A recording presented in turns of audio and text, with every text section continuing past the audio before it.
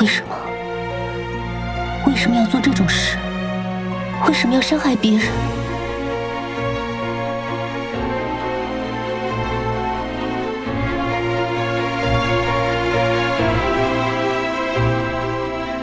坚持正义，就必须为它付出代价。正因如此，正义才有价值。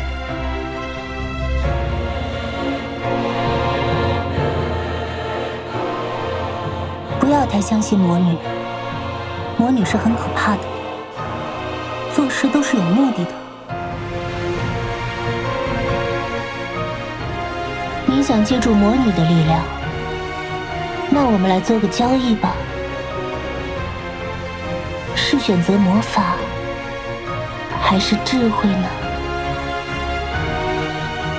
现在的你，拥有无尽的时间与永恒的生命，前尘往事皆成过往，唯有独活。